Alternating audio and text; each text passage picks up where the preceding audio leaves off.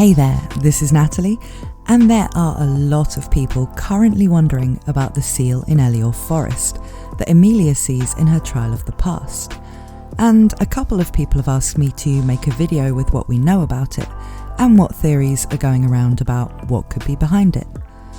This video will contain some discussion of things from later in the story, particularly ReZero Arc 6, though I'll try to stay light on things that spoil the plot beyond the anime and stick to information that might relate to the seal.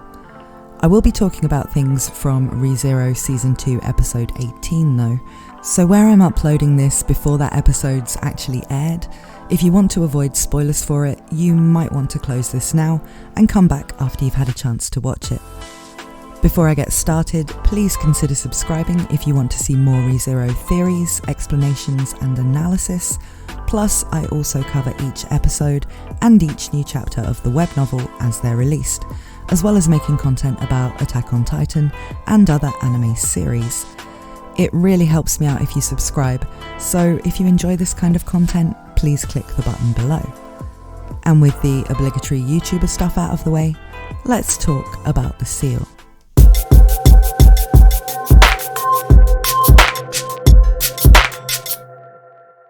Now, if you're anime only and are hoping I'm going to have a concrete answer about what's behind the seal and why it's there from later in the web novel, then I'm afraid that's not the case. The seal hasn't yet been explained or visited other than what we see in Emilia's past, and we also haven't seen what Pandora's current whereabouts are or had any indication about what she wanted with the seal, or if that's still a major priority for her. But don't stop the video, because that doesn't mean we don't have some information about the seal to go on, and there are plenty of theories about what may be behind it. We know that prior to the events shown in Emilia's trial, the seal had been under the protection of the elves, who were assisted by the then sane Geuse and his fingers, who seemed like they were always some kind of religious order, but were not, at that time, evil. It seems too like it's been there for a long time. Betelgeuse is a spirit, and he's been around since at least the time of Echidna and the other witches, and it seems like Fortuna, who's an elf, which in ReZero's world means has a lifespan of hundreds of years, has known Geuse for centuries.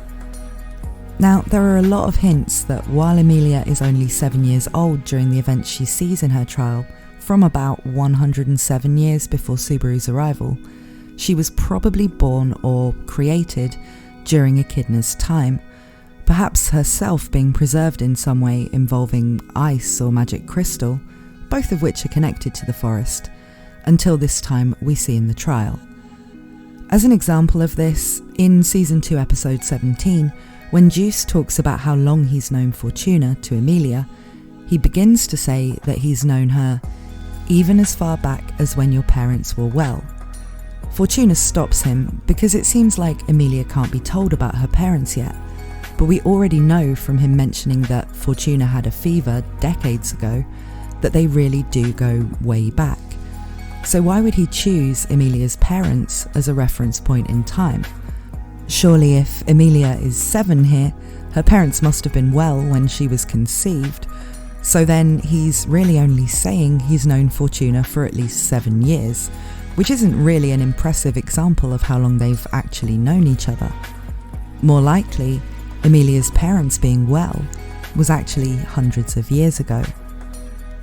And we know that Emilia's a half-elf, with the elf coming from her dad's side, since her dad's Fortuna's brother and she's an elf, meaning her mother must have been human. She was also someone Echidna knew. With a human lifespan, she wouldn't have been able to be both alive and well during Echidna's time and give birth to Emilia 300 years later. Plus, Tappei says that Emilia's age is unknown, even though Subaru's worked it out to be about 114, with a physical appearance of about 19 and about 14 years of actual life experience and emotional development. If that's all stated in the story, then isn't that the complete answer? It seems not, because Tappei says we still don't know Emilia's age.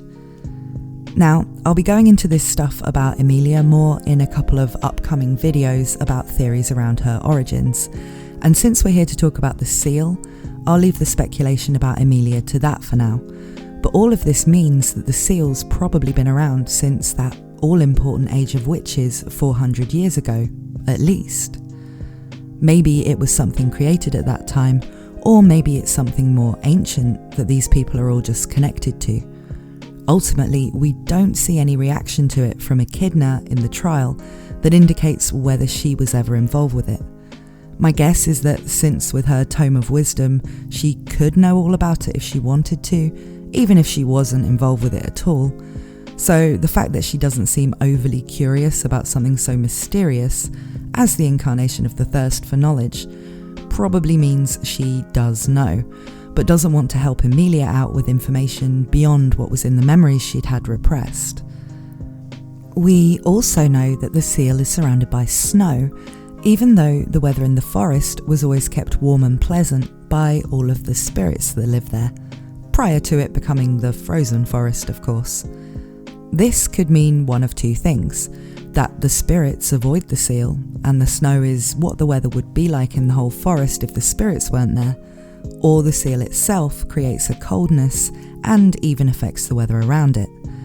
The spirits that lead young Emilia to the seal knew where it was, so perhaps it's the latter, and the seal itself is related to ice and snow, just like Emilia's powers.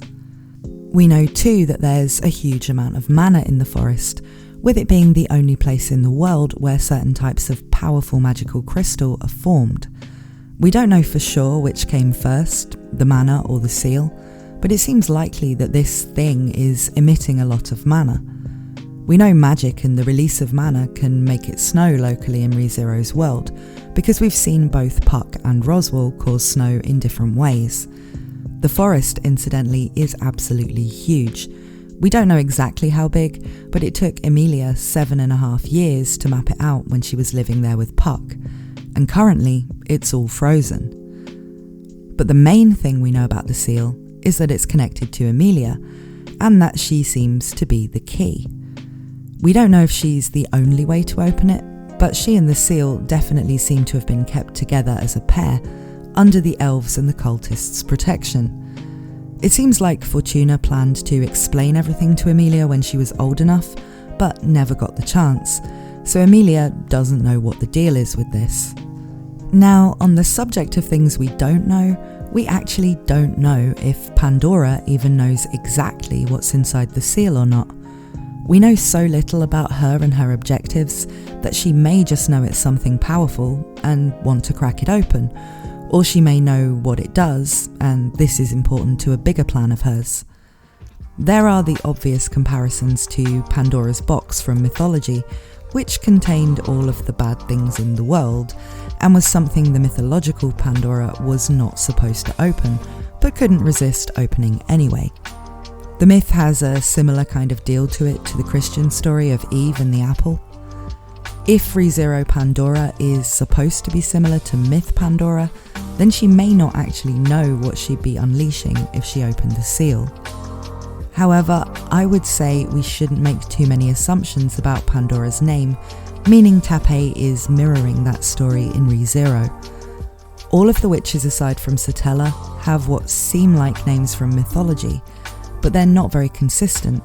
For instance, Minerva is Roman, where most of the others are Greek, and other than Pandora, none of them have very obvious parallels as characters with the mythological people and monsters they're named after.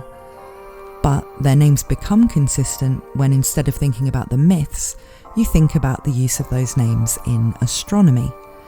The witches' names are all asteroids or moons, where the Sin Archbishops are all stars. Pandora in astronomy is one of the moons of Jupiter.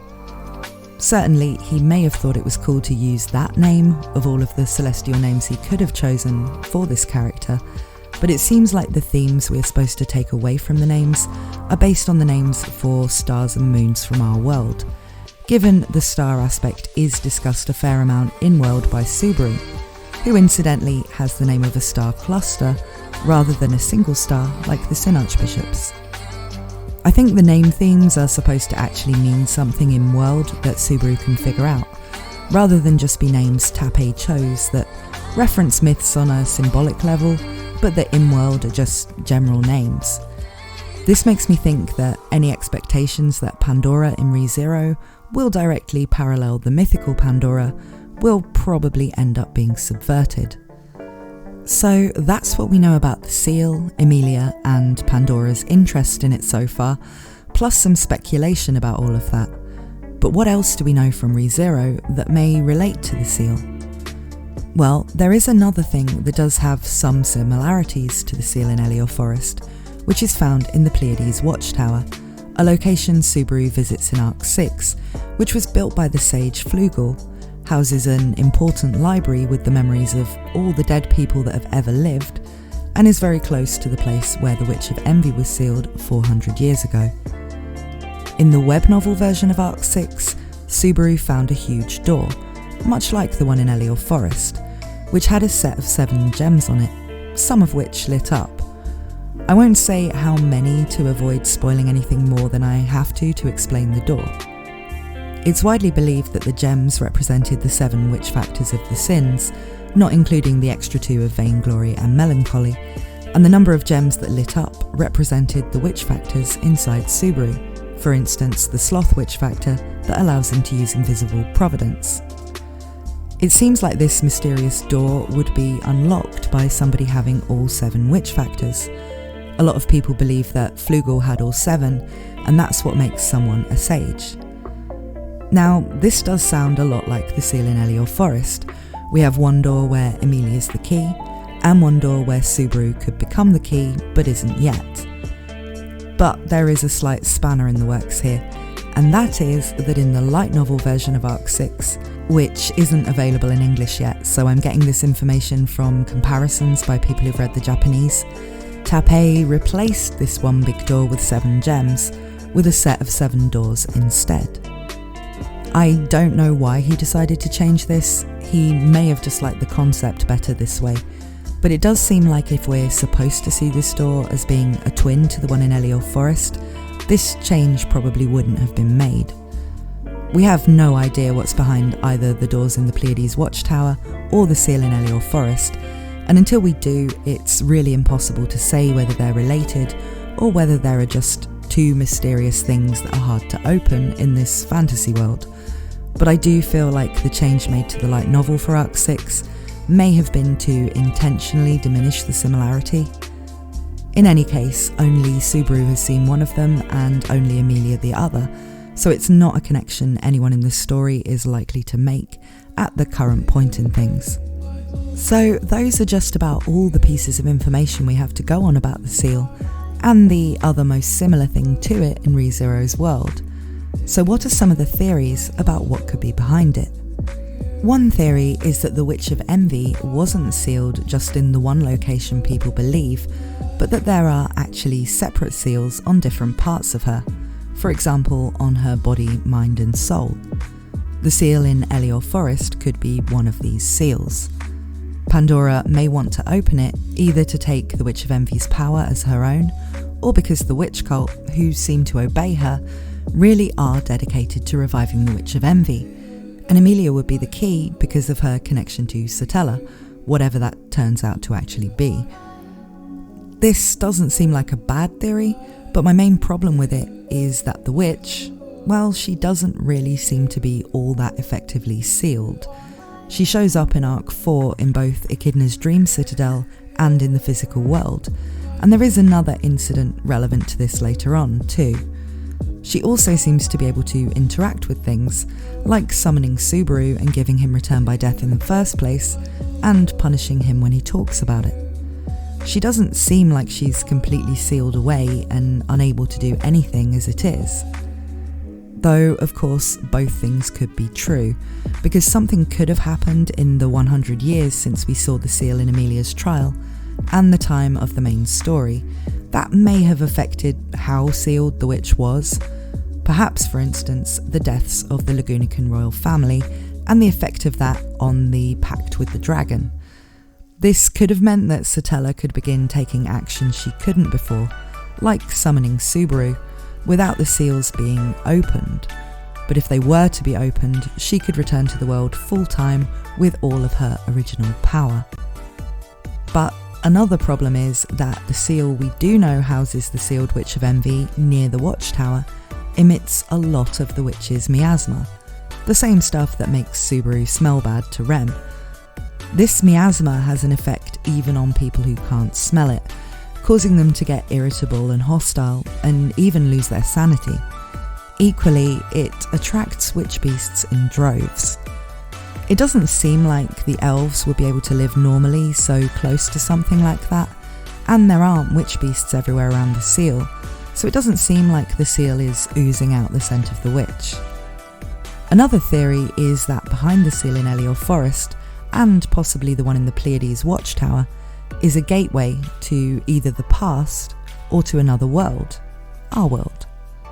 It could have been intended as part of some big grand plan that when the time was right, Emilia would open the seal and travel through time or dimensions to do something really important, or that at the end of the story, Subaru will be able to use one of these doors to go home. There's not really much going either for or against these theories, because there are hundreds of different variations to them, where there are so many different plans that something like this could be a part of, and so many different things in play. But these do seem like pretty reasonable guesses for what could be behind the door. Another theory is that what lies behind the seal is Odd Lagna, the source of souls and magic in the ReZero world. Odd Lagna is kind of like a cross between a god and the laws of nature. It's what bestows the divine protections. It recycles the souls of the dead, and it regulates what is and isn't possible with magic. Tapei has likened it to the sun though, in the sense that, as essential as it is, it doesn't really make enemies or have opinions. Things are either in line with its structure of reality, or they should be impossible. Odd Lagna has connected to it something called the Hall of Memories, which is where souls are filtered of their memories before being recycled by Odd Lagna. I won't go into any more detail about that because it's all Arc 6 stuff, but the theory is that both the Hall of Memories and Odd Lagna are behind the seal. Now, on one hand, this really does make sense. People have tried to discover Odd Lagna's secrets, but nobody has ever found where it actually is, with some people in ReZero's world believing it's beyond the Great Waterfall, and others believing it's on the underside of the world. ReZero's world is flat, in case you didn't know. If a way to access it had been found, then sealing it away would make a lot of sense, and it would also make a lot of sense for Pandora, or indeed anybody who knew about it, to want to open it. It would also explain why there's so much mana in the forest, given Odd Lagna is the source of all mana, and so a door to it would probably have a steady flow of it seeping on out. Now, if this was just where Odd Lagna was, it wouldn't make a whole lot of sense for Emilia to be the key, or for it to really have anything to do with the elves or any of that stuff. It could make sense though if the door itself was an invention that could access Odd Lagna and was created by somebody connected to all of this, like Satella or Flugel. So those are the main theories. There are of course all manner of other things that could be in there, from a powerful weapon of some kind through to, I don't know, a robot brontosaurus. But these tend to be the ideas that get landed on the most because they incorporate other ideas of what could be going on in the story. Though it's completely possible it will be some brand new thing that hasn't been mentioned before, and all of these ideas will be wrong. But what do you guys think? Let me know in the comments what you think is behind the seal, no matter how crackpot the idea. Once again, please consider subscribing if you like this kind of ReZero discussion, and look out for my review of Season 2 Episode 18, as well as my coverage of the latest Arc 7 chapters if you're a web novel reader. Thank you for watching, and I hope to see you again very soon.